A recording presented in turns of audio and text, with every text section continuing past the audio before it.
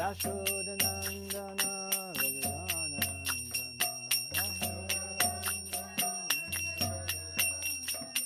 Yamunatira Vanacharyam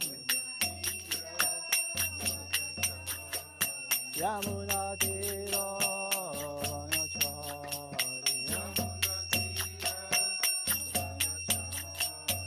Jaya Radha Madhava Kunja Vihari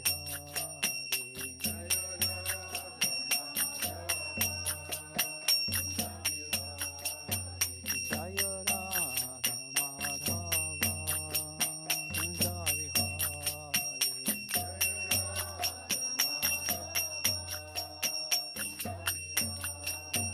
Jaya Radha Madhava Kunja Vihari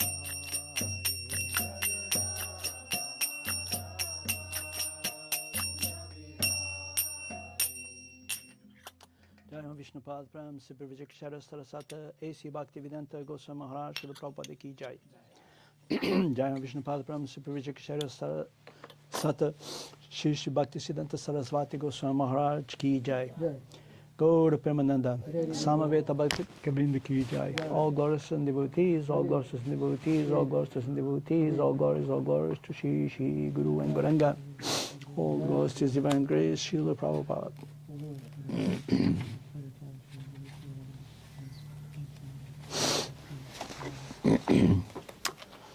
So, we're going to continue with the Upanishad. And today we are going to read mantra number 10. So we start by offering our obeisances to the Supreme Personality of Godhead Vasudeva. Om Namo Bhagavate Vasudevaya. Om Namo Bhagavate Vasudevaya. Om Namo Bhagavate Vasudevaya. Om Namo Bhagavate Vasudevaya. Om Namo Bhagavate Vasudevaya. Om Namo Bhagavate Vasudevaya.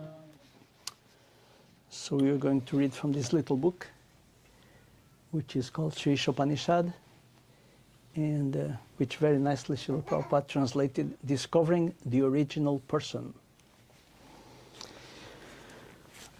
So you can please repeat after me. Let me get some water. Aye.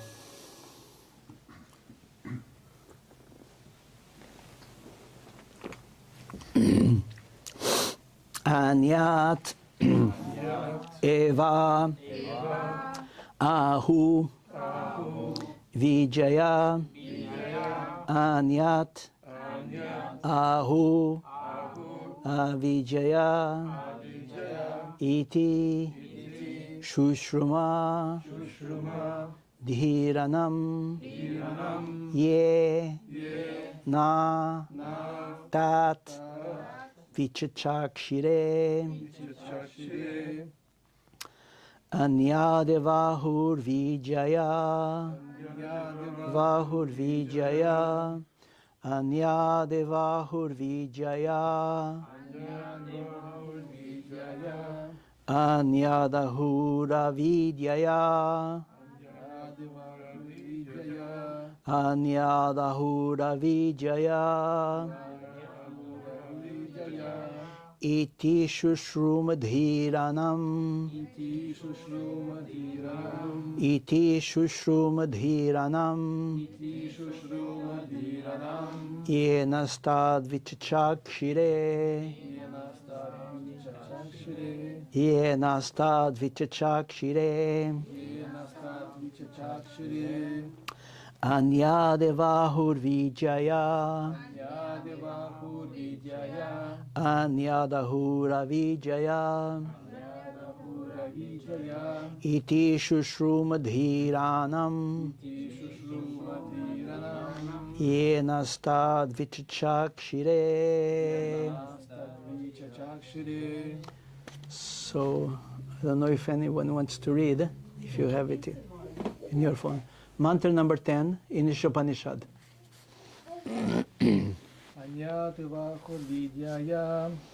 Enahadadu Vidyaya Nyadahura Vijaya Anyadahura Vijaya Iti Shushumadhiranam Iti Shushuma Viyanam Yanastat Vichachakshire Yenastata Vichakshire Anyadevahur Vidyaya Anyadavahur Vijaya Nyadahura Vidyaya Nyadahura Vijaya Iti Shushrumadhiranam Iti Shushumadhiranam Yenastadvichachakshire Yenastad Vichakshire Anyat different Eva certainly Ahu said Vijaya by culture of knowledge The culture of knowledge Anyat Anyat different Ahu said Vijaya Vijaya by culture of nescience The culture of nations Iti thus Shushruma Shushuma I heard I Dhiranam from the sober from the sober Ye who Naha Naha to us Us Tat Tat that Vichachakshire Chakshire explained. Explain Translation, Srila Prabhupada. The wise have explained that one result is derived from the culture of knowledge and that a different result is obtained from the culture of nescience. So you can repeat after me, please.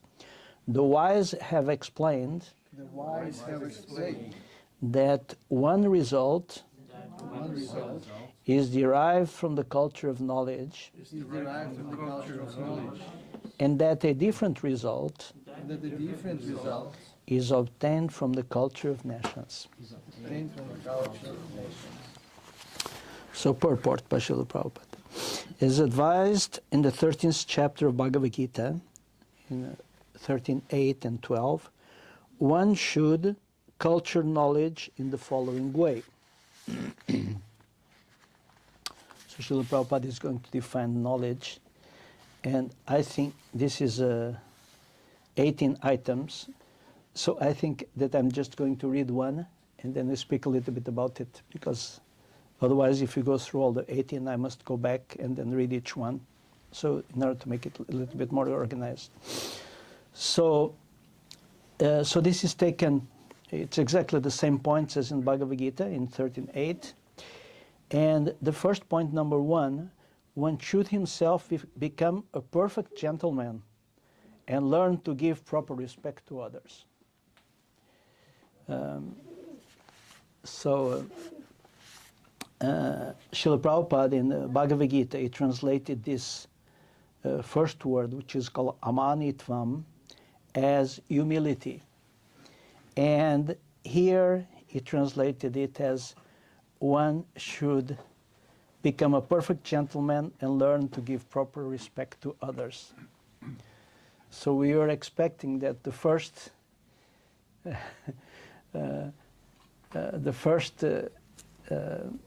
item in the list of knowledge would be like chant Hare Krishna, surrender to the Supreme Personality of Godhead, dedicate your life to God, give up all material attachment. No. The first item, the first quality one has to develop, it's humility. And actually it's very interesting that Srila Prabhupada translates in two different ways. I mean, here in the Bhagavad Gita it puts as humility, but here in the Ishopanishad, which is written, I don't know actually when it was written, but I think it was written after. One should himself become a perfect gentleman and learn to give proper respect to others. And this is interesting because there is sometimes an attitude that amongst devotees and maybe also amongst others, that one tries to be humble, but is some kind of self-focused humility.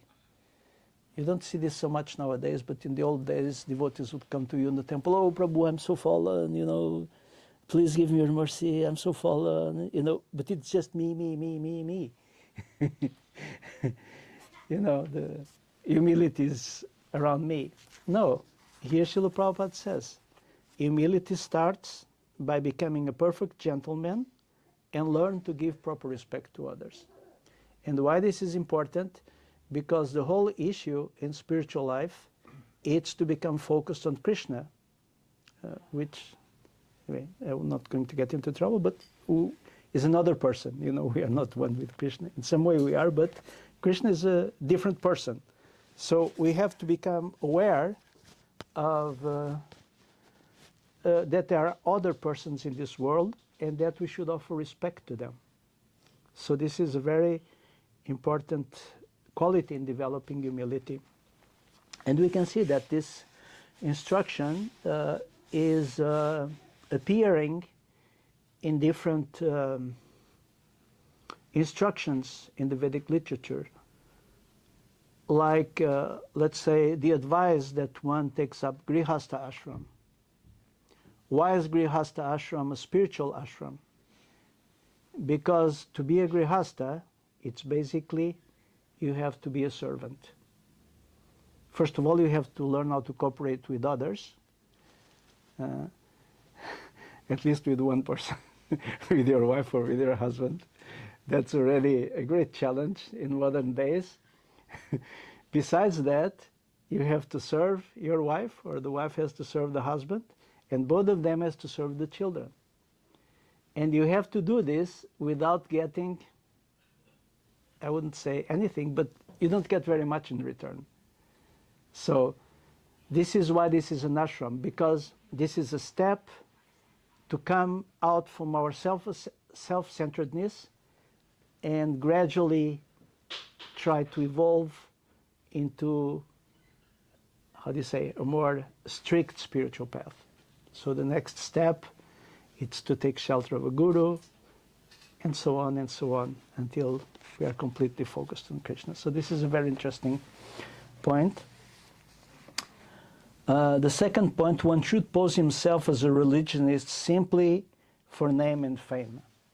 So this is, and here Srila Prabhupada, he translates it in pridelessness. One should not be proud. So when Ishopanishad was written, the commentary, then it was, in India at least, it was very honorable to be a religious person. Nobody wanted to be known as an atheist. Nowadays, even in India, this has changed to a great extent that it's more trendy to be known as an atheist. Well, you know, I don't believe, I believe in myself, or I'm one with God, or I'm already God. I mean, there is so many different versions, but this traditional way of being religious was, I mean, in India one was proud. You know, one worships Krishna, or some people worship Shiva. They were also proud of that. They were going to the temple. And maybe this is still going on amongst traditional Hinduists, but the point here is that this should not be done in order to, it should not be an exhibition, an external exhibition, but this should be done in a humble spirit and without pride. If you want to make any questions or comments, you can just interrupt me, because I'm going from one point to another. Anything so far? Can you explain a bit this word nations, because it's a bit... Nations. I mean, nations, I don't know the full etymology of nations, but nations is like nastiness. How you translate into Russian? No science. Yeah, I think this is pronounced nescience also. There's two translations, so it's opposite to science, something like this. It's like ignorance. But I mean, nations is like, I mean, why don't you look in your phone, the Russian translation? Svenska då? Huh? Svenska. Madhupuri, Svenska, nations. 1 second. Maybe in English it's fine if you have other words to explain. I mean, nescience, it means something nasty or a lower type of culture, or sometimes it means evilness. It's negative. It's quite negative, nescience. It means the opposite of being pious. If you cultivate piety, Ignorance. ignorance. Ignorance. По-русски? Невежество. А? Невежество. Невежество. Невежество. Ignorance. It's also ignorance. Yeah. Okay. So we should not cultivate ignorance. And in the previous verse, in verse number 9, in mantra number 9, actually Srila Prabhupada explained that cultivation of nescience is cultivating, it's doing things and developing knowledge which based with body and sense gratification to the body. And we're going to come back to that here in this mantra. Number 3, one should not become a source of anxiety to others by the actions of his body, by the thoughts of his mind, or by his words. This is a very beautiful definition of ahimsa. How they use? Yeah, they use in Bhagavad Gita, they use ahimsa, non-violence. Sometimes non-violence is how do you say? It is viewed as something very physical, you know. I'm not going to beat you, but I can insult you. Or I can be nasty to others, I can be sarcastic, I can cause pain and anxiety to others by my body, by the thoughts in the mind, or by the words. You know, this is also important that we can perform actions with our words, with the mind, or the intelligence, and with the body. And all these how do you say, all these actions have certain effects, karmic effects. So we should not make other worries by thinking bad about them, by hurting them physically, or by hurting them with one's words. So these three things are connected, and it's interesting. This is the the beginning of spiritual life. If we don't understand and practice this, you know, it will be very difficult to get anywhere in spiritual life.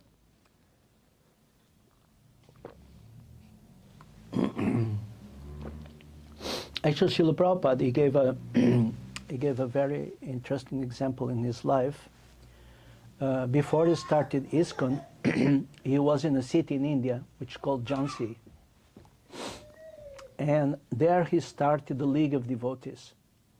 And because Prabhupada was a wonderful preacher, people were coming around, and you know, it was becoming quite prosperous. And they were given actually a building. But then at one point, the wife of the mayor or of the person who was in charge of the city, she wanted this building to make a sewing club. You know, sewing embroidery. And Srila Prabhupada was thinking, you know, so anyway, what is this? And of course, he saw somehow Krishna's hand is behind this. So he said, I don't want to cause any disturbance to anybody, so give this building to the sewing club. And then he moved to Vrindavan. The fourth point, one should learn forbearance even in the face of provocation from others. This is very difficult. Especially if you have somebody who is good at provoking you. And they know the things which irritate you, then it's very difficult to keep one's forbearance. But if one can accomplish this, this in Sanskrit is called kshanti, tolerance. If one can tolerate these kinds of insults or provocations, then this is actually one of the characteristics of a person who is in knowledge. Number 5, one should learn to avoid duplicity in his dealings with others. So this in Sanskrit it's called arjavam, or simplicity. There is duplicity.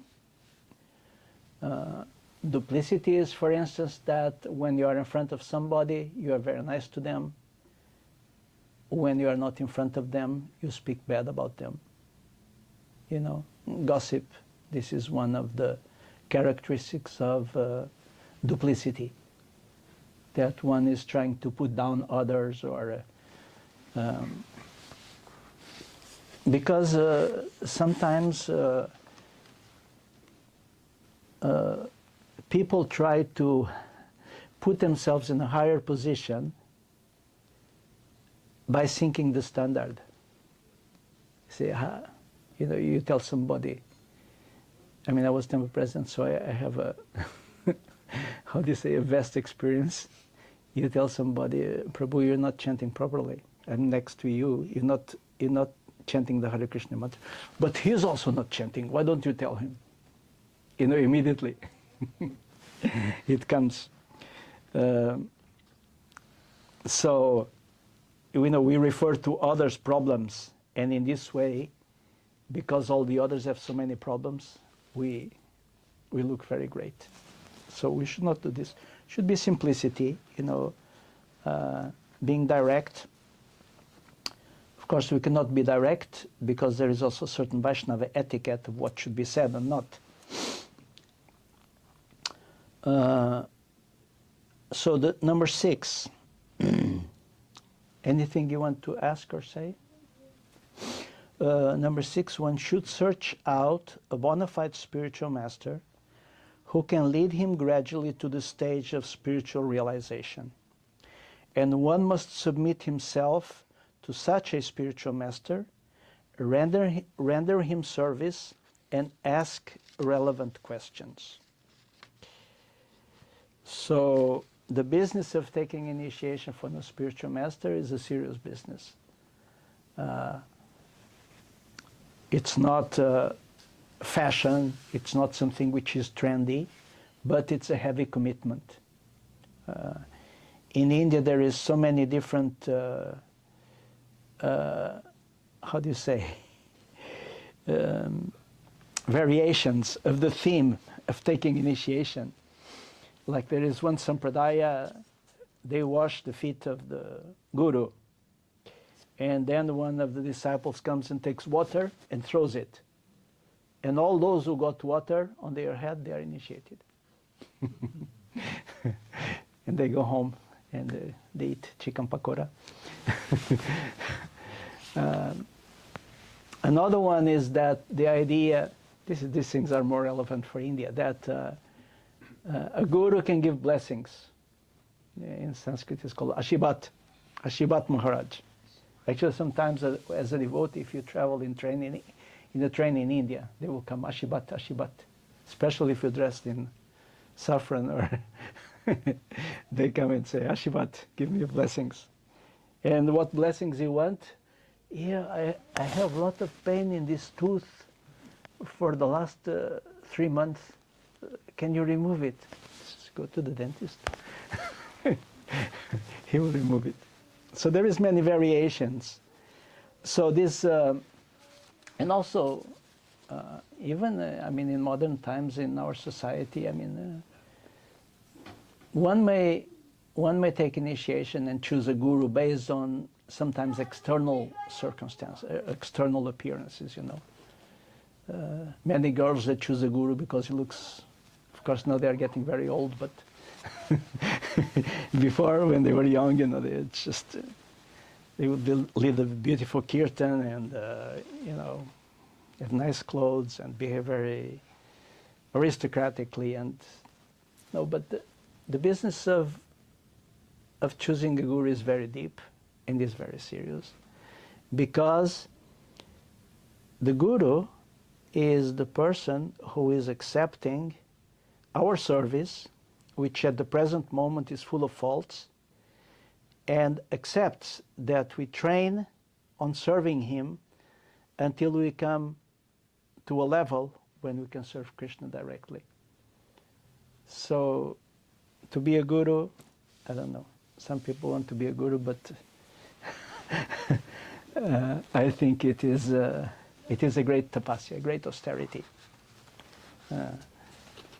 because you take completely responsibility for the soul and for the development of that person, and to direct that person with proper instructions.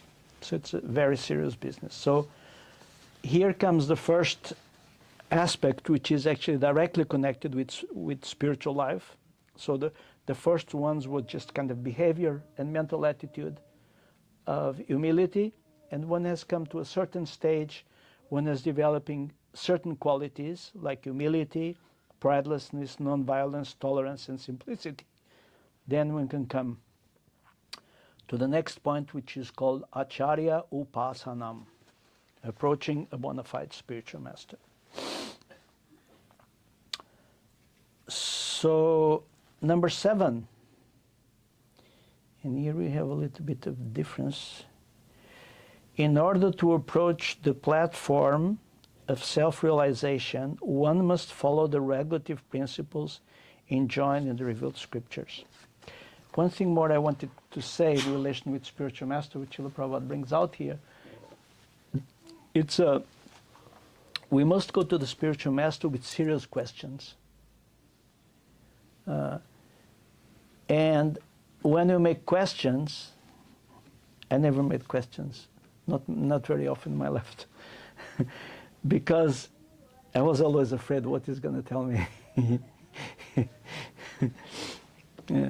So, but anyway, I'm not a good example. But when one makes questions to the spiritual master, these questions should be relevant to one's spiritual advancement. And actually, the ultimate question one can make to the spiritual master is what Srila Prabhupada prayed to his own spiritual master: how can I serve you? Because, I mean, sometimes disciples, they make so many questions. Shall I get married? Shall I not get married? Shall I have children? Shall I not have children? Shall I get a job? Shall I move here or there? I'm a little doubtful if these questions are really a sign of a mature devotee. Because, I mean, the spiritual master is not managing our family. He's supposed to give us instructions which are relevant to our spiritual life, you know. Like if we discover that we have some quality which is not inducive to spiritual life, maybe you want to have a chair. There is chairs. I listen. Thank you for the wisdom. I really must go now. Thank you. You're welcome next time. I hope I can come. Nice to have you here. Hare Krishna. What is your name? Richard. Richard. Yeah. You are English speaking or Swedish? English, Swedish, also. Yeah. Okay. Tack. You're welcome next time. So, so you're speaking about when you make questions, we have to be prepared to follow the answers, and these questions should be relevant. So the number 7 was that one must follow the regulative principles enjoined in the revealed scriptures. And because Srila Prabhupada here in the, it's high life there, here in the Bhagavad Gita, Srila Prabhupada translates cleanliness, saucham, as a principle to be followed in spiritual life.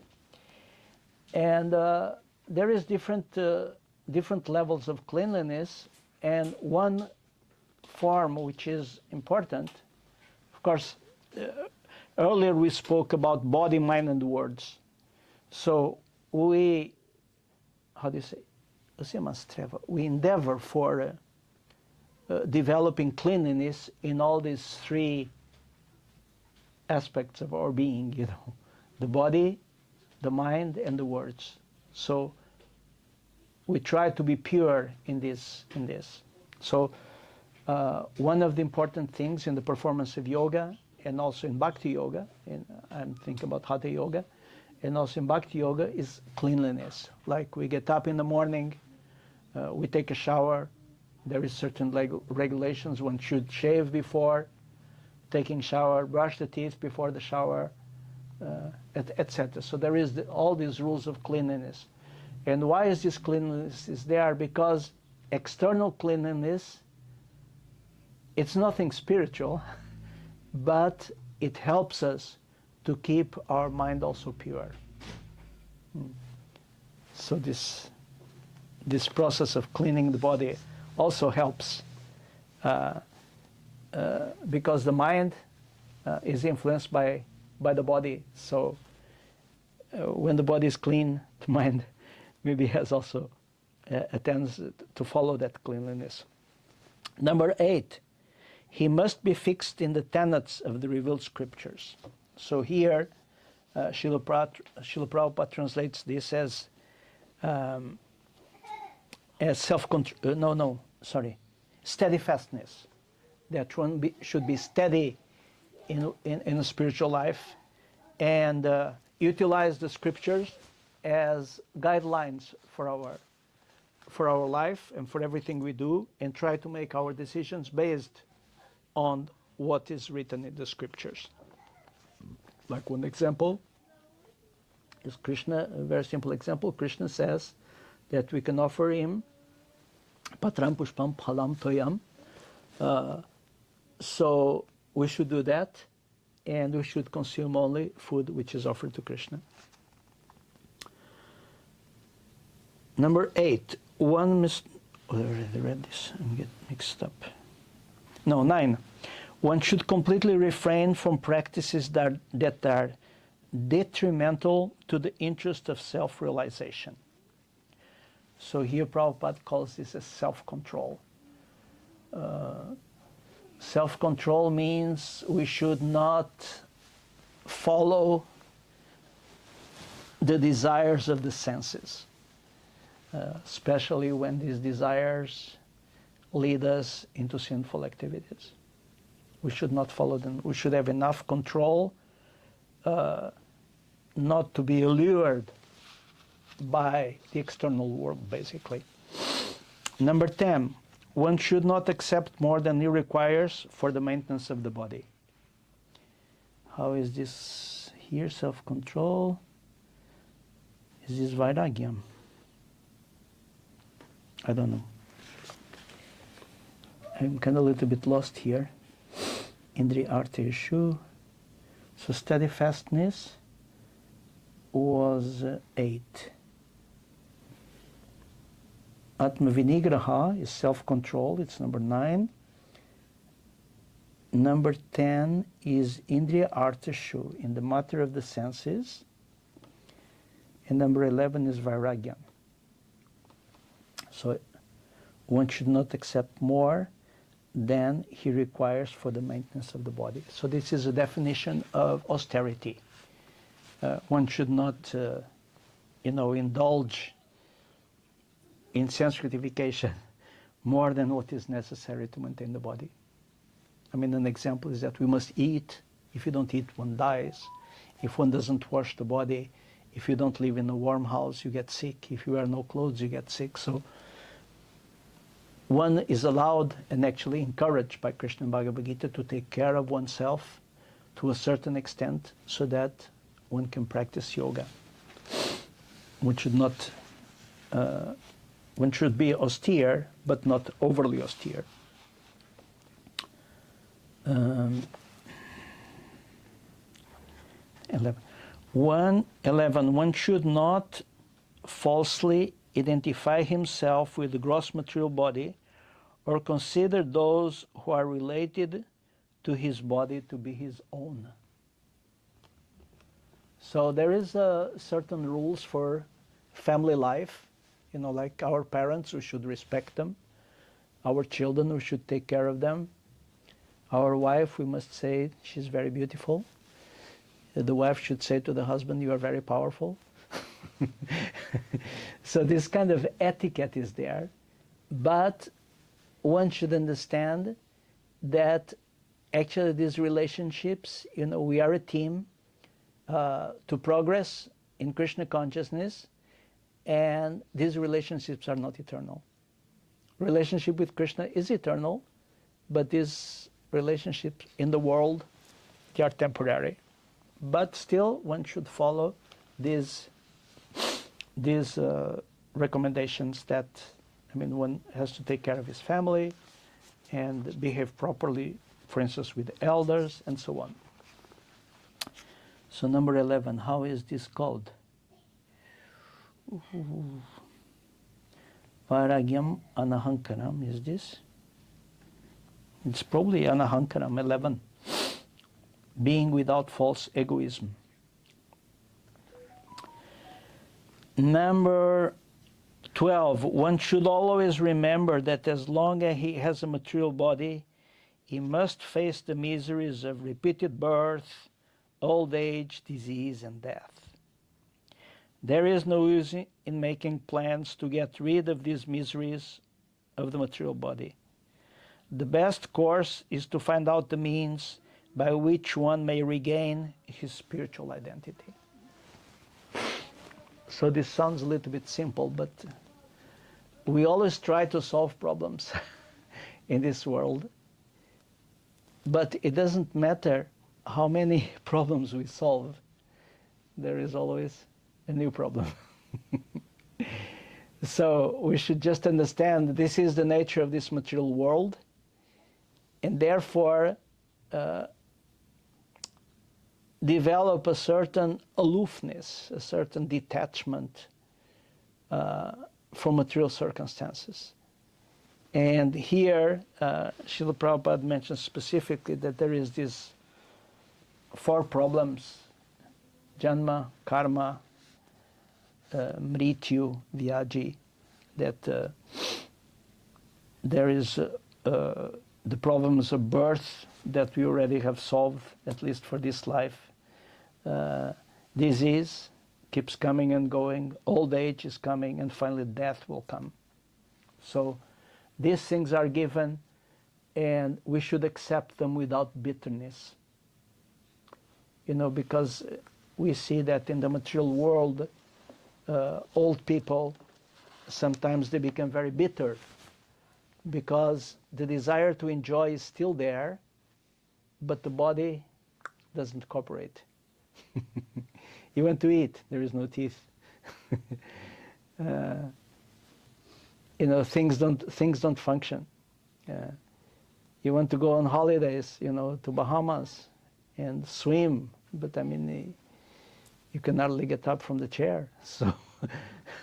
So if you don't have an understanding that all these things will be coming in due course, and one accepts this as a natural process of the existence in the material world, and one thinks that even in old age I'll be able to enjoy, then one becomes generally very bitter. So devotees should understand that these things will come. Let's make the best out of it. No comment? Okay. I can make a little comment. Yeah, please. There's this famous verse in the 2nd chapter of the Gita, Matras Parshas to continue. Sheet, Ushna, Sukhada, Dukkada. Shita, Ushna, that means summer and winter. So and then it says, Agamapayanonityas, Tams Titikshas Vaparata. You have to learn how to tolerate winter and summer and so many other things in life that you can't do anything about. And that's what they generally call the things that come from natural disasters like that, weather and earthquake, volcanoes, and also aging and disease that just come. You can't do anything about it. However, there's this other suffering also, they call it adhyatmika klesha, what comes from yourself. That you can affect a lot, by living a regulated life and eating and sleeping properly and like this. And then you have the thing in between, the suffering that comes from other living beings. You can indirectly affect it. If you're being nice to people, they will be nice to you, like that.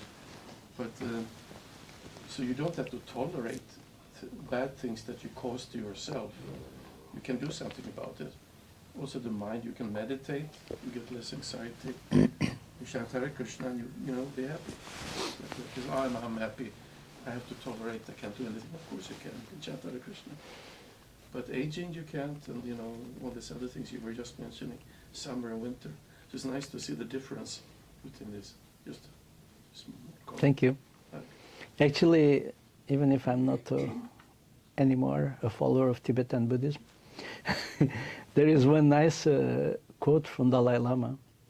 He says, people spend the first half of their life destroying their body to make money. And in the second part of their life, they use all the money to fix all the diseases which they got in the first part of their life. It's actually very interesting. Very interesting comment, you know. So many of things, you know, people cause by eating garbage food, you know, by not taking care of themselves, and uncleanliness. Actually, Srila Prabhupada used to say that the devotees, when we are sick, there is 3 reasons for our disease. One is overeating. The other one is uncleanness, and the third one is anxiety. Or you can also call it that stress. When you're stressed, you don't do things properly, you don't take care of yourself, and you don't digest, you eat too fast, you know, so many things. And uncleanliness, you know, if one, like one form of uncleanliness is to keep negative thoughts. I think you're maybe hinting at that, you know, the mind. If one is negative about oneself or about everything, somehow I know many people who are, I don't know why I got this acquaintance, many people who are into conspirations, you know. Conspirations, which maybe they are truth, but they become completely absorbed in this, you know, that there is some people high up in society, they are manipulating everything, you know, they're going to make you into a robot, and, you know, all these thoughts, you know, are very tragic and very, very deterministic, you know, this is going to happen. And I have seen that people who start to become absorbed in these things, they generally become sick. You know, they lose energy, they maybe become depressed now and then, they develop strange diseases, you know, like this, I don't know what to say in English, chronic, in Swedish it's called chronisk trötthets syndrome. How do you say in English? Chronic tiredness or fatigue syndrome. You're always tired, you don't know why. But these things are caused by our mind. So we should utilize our mind, and this is going to come a little bit later in the purport, if we ever come there, where Srila Prabhupada will explain that actually the use of knowledge is not just to accumulate facta, but to use that knowledge to transform your life into something positive, when he speaks about scientists. So one should always remember that as long as there is a material body, misery is repeated birth, death, old age, and disease. And of course, these things, if one becomes absorbed in these 4 types of suffering, one also becomes very depressed. So the whole point is that we become focused on Krishna and our service to Krishna, and then these things will basically go unnoticed, actually. The more one is absorbed in Krishna, the less one suffers from these miseries. I cannot say exactly if it's because of our consciousness that becomes elevated and we don't notice the suffering, or because Krishna protects us from the suffering. I cannot say exactly the reason. Maybe it's a combination of both. But when we are fully dedicated to the service of Krishna, you know, the suffering just doesn't really touch you. Believe me or not? So, number 13, one should not be attached to more than the necessities of life required for spiritual advancement. So, I think this is called asakti, being without attachment. One should not be more attached to wife, children, and home than the revealed scriptures ordain. We already kind of went through this. They should be very nicely treated, very nicely taken care, protected, respectful. All these instructions are there in the scriptures because family is the basic of the Vedic society. I think maybe of all societies. 15. One should not be happy or distressed over desirables and undesirables created by the mind. So what is this? This is anabhishvanga. Can it be? No. Here it is. Ishta, anishta. Desirable and undesirable. So this means that, I mean, if I start thinking, I will think, okay, my car is breaking. I would need a new car. It costs $500,000. My house is a little bit cold. There is so many things one could desire. Because this material world is filled with imperfections.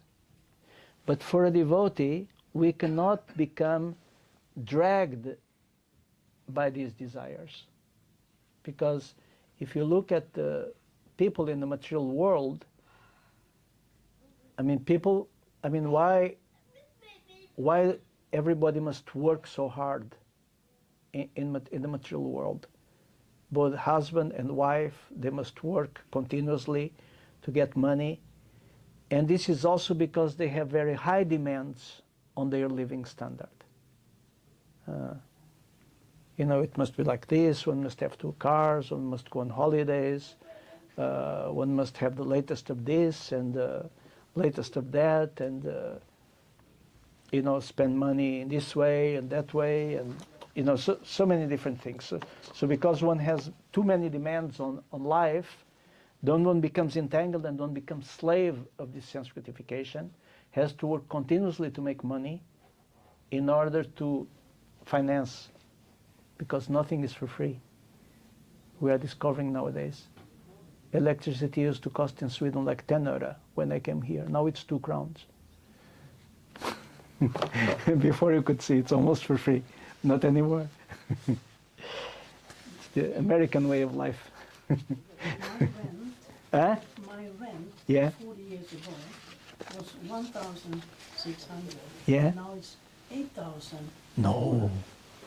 In 40 years, almost 8 times more. I lived in Stockholm next to Sveavägen. I paid 333 in rent. You have a 3-room apartment. 40 years ago. Yeah, 50, I think. Yeah. Dubbelskatten. Dubbelskatten, that's Yeah. where I live too. Dubbelskatten 33, yeah. 33, I don't remember. It was a big apartment. Yeah. So, but of course this is also part of the world is becoming very materialistic, so therefore there is many greedy people who want to enslave the population. And now I come with my conspirations. They want to enslave the population, so if they cannot control people by political means, instead they try to control them by making them slaves. They have to pay for everything. Everything is expensive. Housing is expensive. And in this way one becomes always distressed because he cannot get whatever he desires.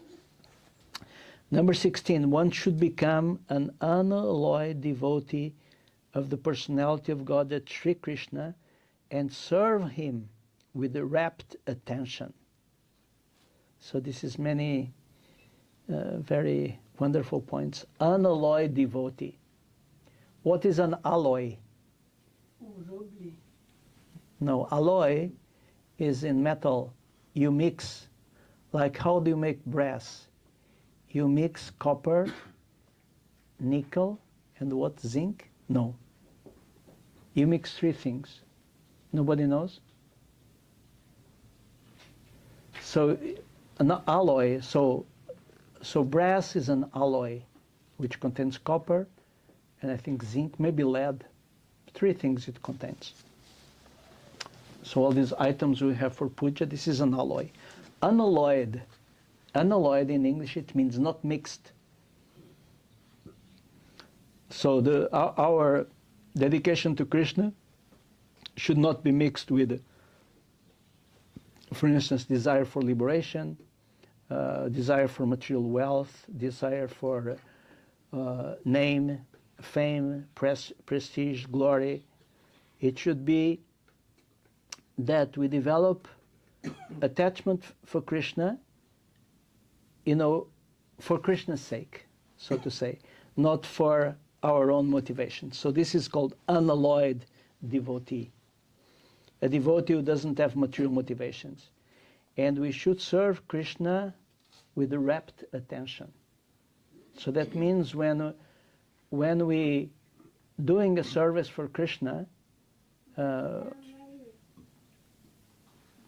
we should do this with our attention. We should not do it casually or sloppy. We should do it with full attention. And if we do that, then our service will actually be very effective and will be very pleasing for the Supreme Personality of Godhead.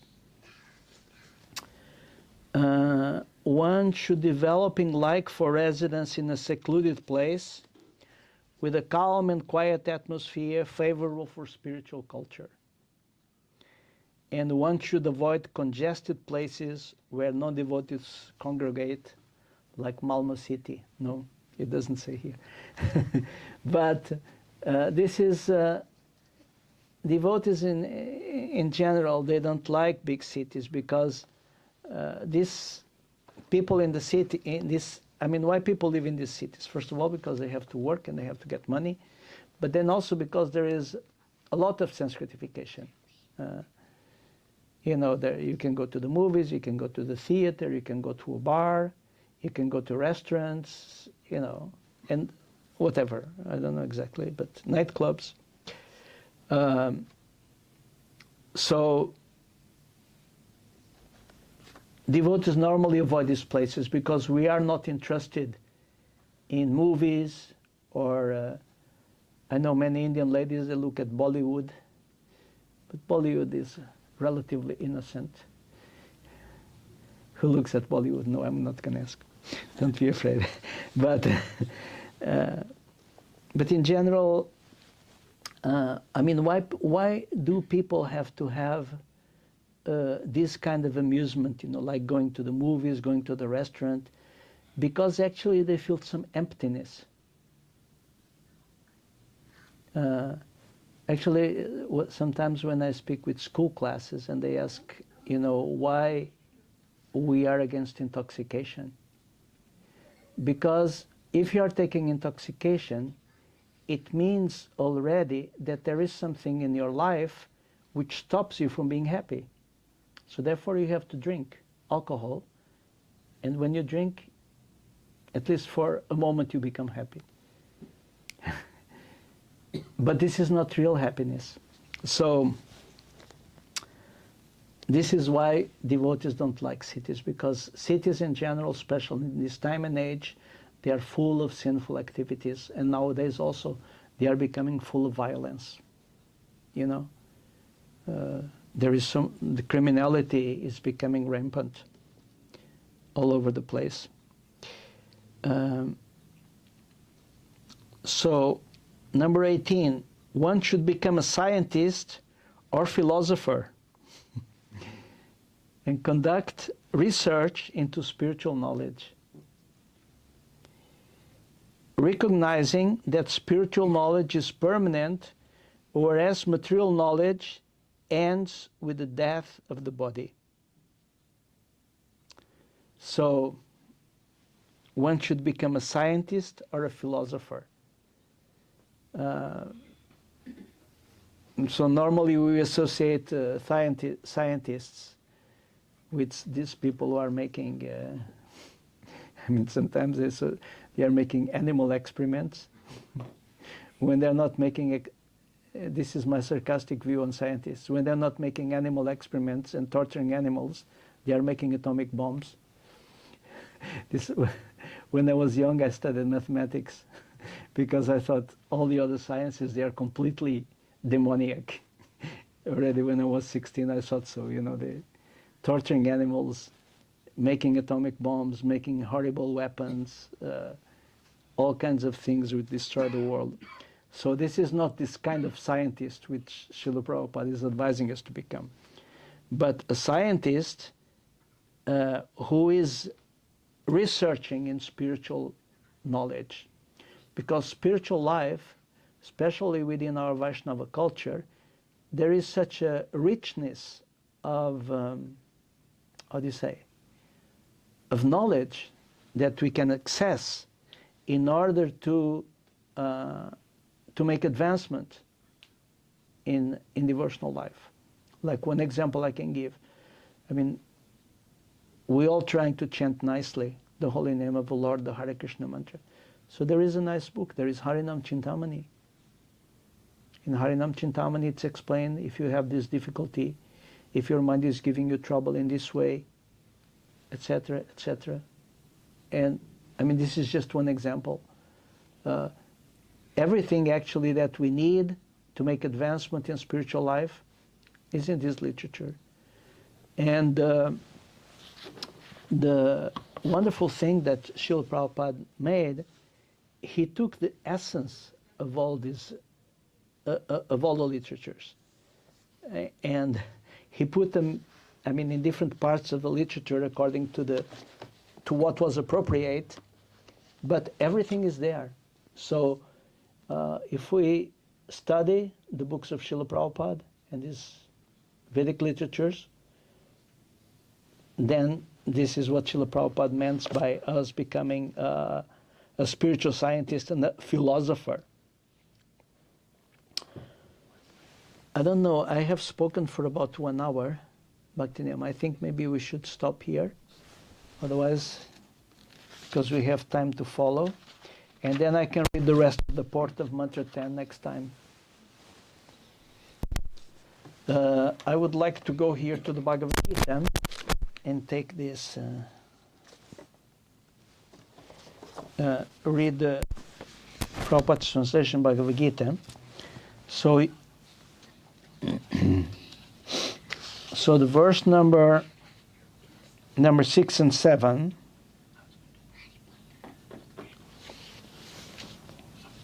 Chapter? So this is the chapter 13 of Bhagavad Gita. And this is a quite deep, deep explanations in this 13th chapter, and it's a chapter we should study. So here, Lord Krishna is explaining what is the definition of a person in knowledge. And it starts, humility, pridelessness, non-violence, tolerance, simplicity, approaching a bona fide spiritual master, cleanliness, steadiness, self-control, renunciation of the objects of sense gratification, absence of false ego, perception of the evil of birth, death, old age, and disease, detachment, freedom from entanglement with children, wife, home, and the rest, even-mindedness amid pleasant and unpleasant events. Is this Shitarna Sukha Dukkha? Constant and unalloyed devotion to me, aspiring to live in a solitary place, detachment from the general mass of people, accepting the importance of self-realization, and philosophical search for the absolute truth. All these I declare to be knowledge, and besides this, whatever there may be is ignorance. So very clear, very clear definition of what is knowledge and what is nescience or ignorance. Can I ask something? Yes, please. Vi säger insikten om ondskan, alltså about birth, death, old age and disease. Why is it said the evil of this? So it's evil to be born here. In a certain way it is, but let me see the English.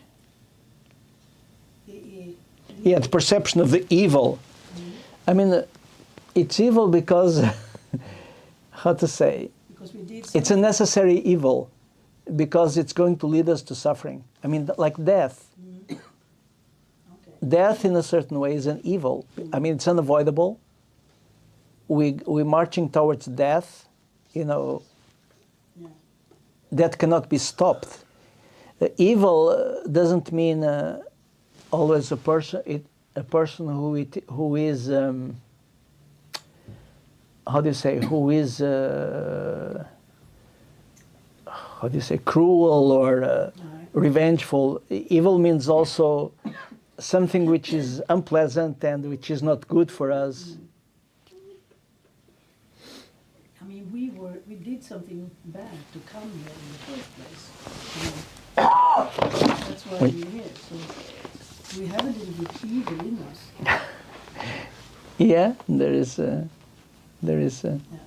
but like, I mean, like when they speak about cancer, they say ilak-artad, and not ilak-artad. So this is a little bit the same thing. This birth, death, old age, and disease, they bring difficulties and sufferings which we cannot stop. I think this is the reason why this is evil. And when you understand that something is evil, you're going to do everything in your power to avoid it also. You said, that, I mean, I don't want this. I mean, who wants to be under these circumstances? So therefore, one is going to be very serious about spiritual life. Хорошо? Can I ask one more? Please. You, in the beginning, mentioned about cleanliness in physical way of the mind and the mouth. I was always thinking words. I was always thinking that words come from the state of mind, so it's connected directly. But you separate it, or the scriptures separate it. Why is it so? How could it be? If I'm keeping my mind clean, probably my mouth will also be clean. No? Oh yes. Oh, what is it? I have an interesting memory.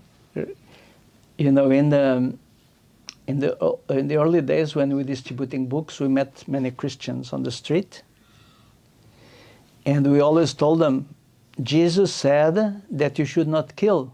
Why you're killing the animals? Because in the Bible it is not said that you should not murder, which is a specific word. Murder means to kill a human being. So he said, so why are you eating animals? And they always answer, what is important is not what goes in my mouth, but what comes out. A very hypocritical statement. Yeah? So these things are separated because, I mean, let's say if you study the scriptures, your mind consumes spiritual subject matter. So when you're going to speak, your words are going to follow that. This is also in this verse, which is called Shravanam, Kirtanam, Vishnu Smaranam. So one hears Shravanam, Kirtanam, one speaks, and Smaranam. So these things are very intimately related. And the important thing for us is the chanting of the holy name of the Lord. Because when you chant, Lord Chaitanya has explained this. You know what is the Shikshashtaka? Lord Chaitanya left 8 verses. And there is in one verse where Lord Chaitanya explains that this Sankirtan movement, it's like, he calls it Atma Snapanam, which means translated literally, it means a bathing for the soul.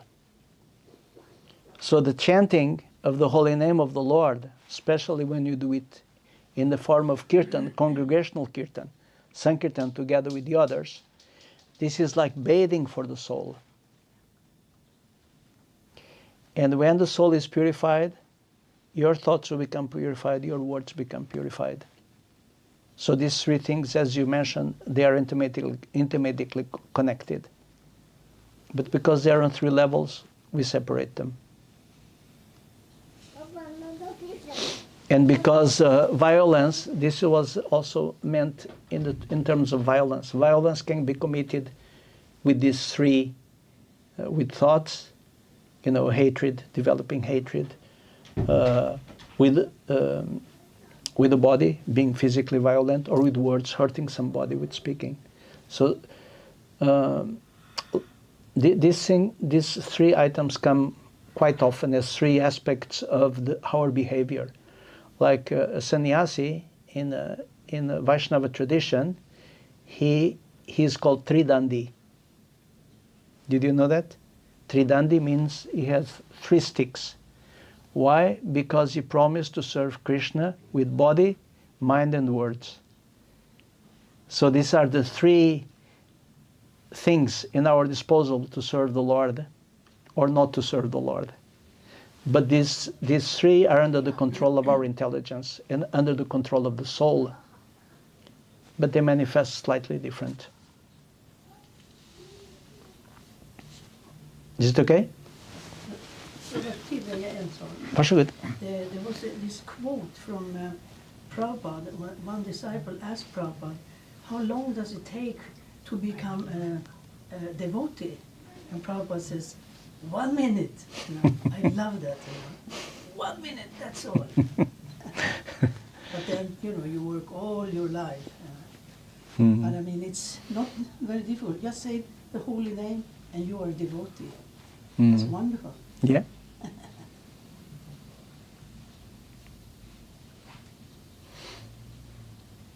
So generally, in the process of yoga, it's not a mechanical process, but it's a process of introspection. And when we start some kind of introspection, we always find out that we are doing something wrong, either with the body, with the mind, or with what we're saying. And then when we find out that, we correct, or we work on ourselves to correct that. And we continue following the process of chanting the holy name of the Lord. And in this way, gradually, the mirror of the mind, as it's said in the same verse from Lord Chaitanya, where he speaks about bathing of the soul, Atmasnapanam, the mirror of the mind, how, I don't remember the Sanskrit. Chatudarpanamajana Mahadabhagnirapanam. There is a whole verse.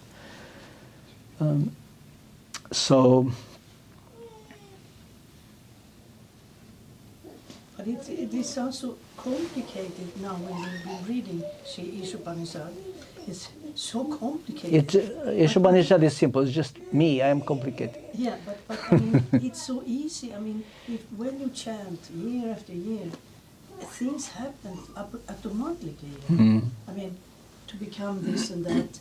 I mean, it's not like you can go into your mind and scrub it clean. I mean, it happens. Things happens.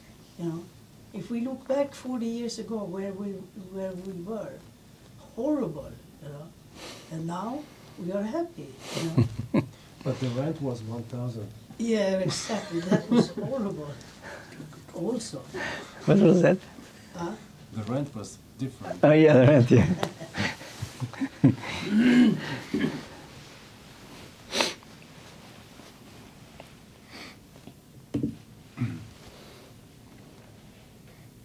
I mean, it's not complicated. It's complicated if one is, as Prabhupada said, it's simple for the simple mind, complicated for the complicated mind. But the goal of Ishopanishad is to bring us to the platform. It was one of the first books published, to bring us to the, and if you look at the Vedic tradition, there is 10 Upanishads. You know that? It's And Upanishad. 10 basic principle Yeah. Upanishads. Isha, Kena, Kata, Prajna, Munda, Mandukya, Titari,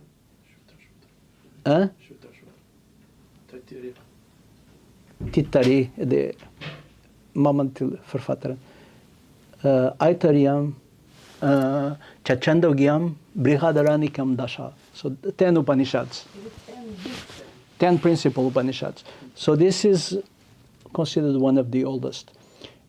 And there is different, different messages given in this Upanishad. And one cannot look only at the verses because these Upanishads come in a disciplic succession. So for us, in our disciplic succession, from Lord Brahma and so on.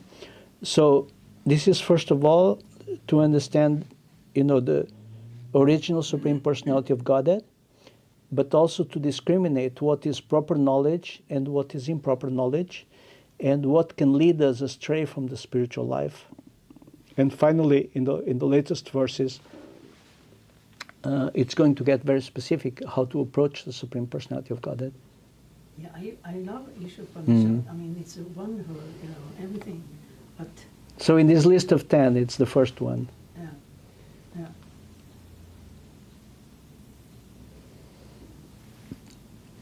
Isha, Supreme Lord. Sometimes it's also called Ishavasya, because the principle of Ishavasya, which means everything belongs to the Lord, is also here explained in this Upanishad. Everything belongs to the Lord. I mean, I'm reading eighth book of Srimad Bhagavatam, and I know at Vamanadeva, when it takes 3 steps, and it's so wonderful to read, It's so fantastic. Yeah. Who wrote the Upanishad? It's interesting you ask this because I was checking this yesterday. I heard one lecture. There it is said that this is a conversation between Swayambhuva Manu and Yagyavalkya. But then, Swayambhuva Manu? Yeah. There is the 14 Manus. So Swayambhuva, I think is the first one, no? Swayambhuva Manu, no? He's the son of Lord Brahma, self-born. So Swayambhuva Manu spoke with Yagyavalkya, but then I read somewhere else this is a later edition. In any case, this is a part of the Yajurveda. So all the Upanishads are small conversations within the Vedas. Because the Vedas, as you probably already know because you're studying Vaishnava philosophy, there is 3 aspects. There is the Karma Kanda, Jnana Kanda, Upasana Kanda. So Karma Kanda, these are offers from the old Vedas, where they would offer to have a good harvest, or to have a son, or to be prosperous, or to get rain, all these offerings which were done in the Vedic times. Because, in those days, people understood when they are offering something or asking God for something, they already accepted the existence of God.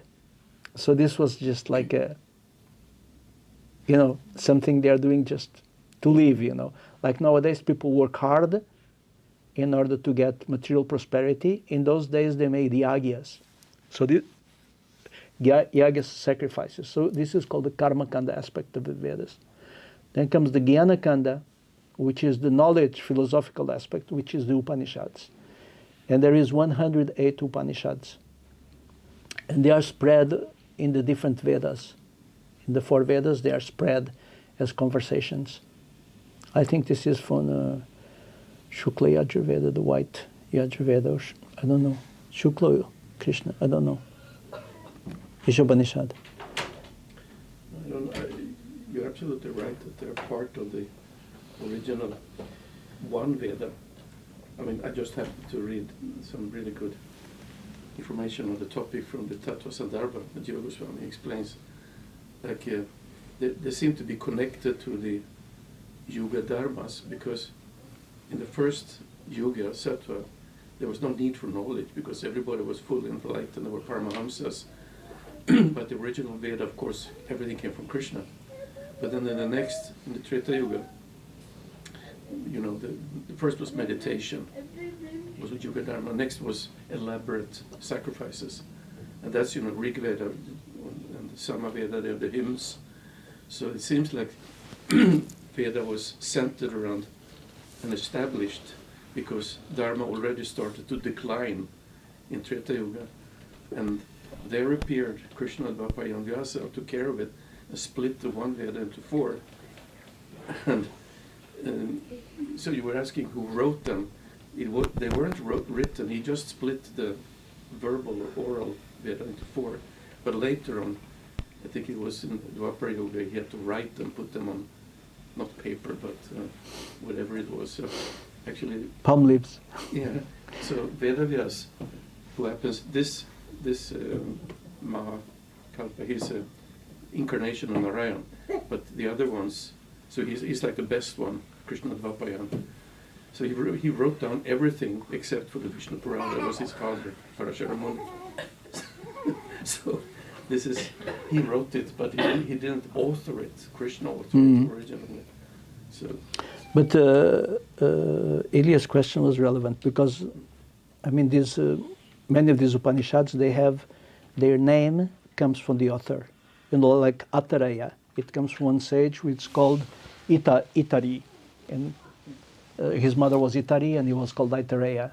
So he speaks in this Upanishad. But about each Upanishad, there is not exactly stated who is speaking here. Even if you go to the Yajurveda and look at this part, there it's not completely clear who is speaking this. But as Madhupuri Prabhu explained, I mean, this all the Vedic knowledge was actually one mass of knowledge which was not separated. And around 5,000 years ago, Srila Vyasadeva, he understood that the memory of the people was becoming worse and there was a need to write down the Vedas. And not only that, the whole Vedic knowledge was too much for one person to assimilate. So he divided it between many of his disciples. So he divided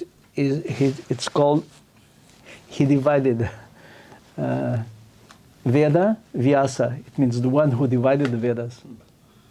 Or sometimes we call him Vyasadeva.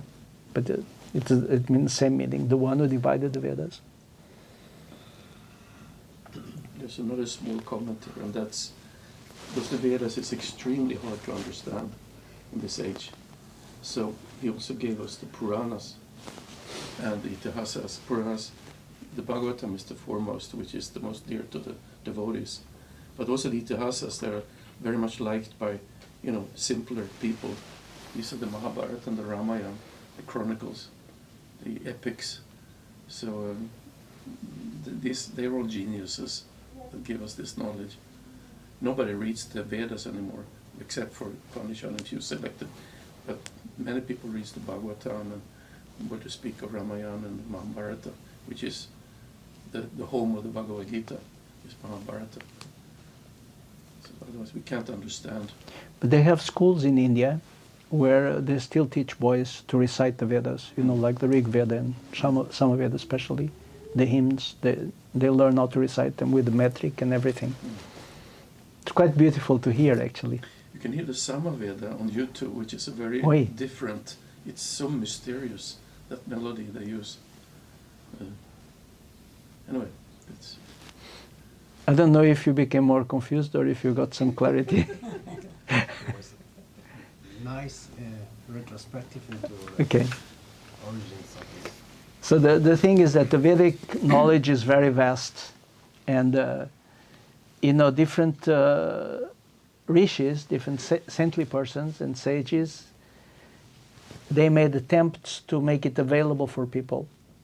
Like Madhupuri was speaking about Jiva Goswami. So Jiva Goswami, he took the teachings from the Bhagavatam, from the Vedanta Sutra, you know, everywhere from the Vaishnava literature, and he compiled it in a systematic way. You know, he wrote specially 6 books, which is called Sat Sandarbhas. And they deal with different things, you know, like there is the Tattva Sandarbha, what is the truth? How can we define what is truth? You say one thing, I say another, how are we going to know what is truth? Then there is the Paramatma Sandarbha. I mean, who has seen Paramatma? What is Paramatma doing? How can you understand the presence of Paramatma within the body or within the atoms or within the universe? Krishna Sandarbha. First is Bhagavat Sandarbha. Who is God? I mean, can anybody come around and say, I'm God? How are we going to know who is God and who is not God? So this is Bhagavat Sandarbha. Then Krishna Sandarbha. The characteristics which distinguish Krishna from all other incarnations. And what is more? Then is Priti Sandarbha. Is it 6 now? I'm always missing one. So Jiva Goswami made this systematizing of Vaishnava, and it's very wonderful to read it, but it's a heavy philosophy. And one thing which I always find amazing is like, okay, nowadays we can write things on our computer, and you know, we have to prepare and look here and look there. He was living in the forest, you know, collecting roots for eating and living under a different tree every day. And still he was compiling this massive, wonder philosophical works. Everybody happy? Ravi, you happy? Okay. It's the main thing. Thank you very much for tolerating. Hare Krishna. All glories to Srila Prabhupada. Shri Shopanishad ki. Gaura Premananda. Hare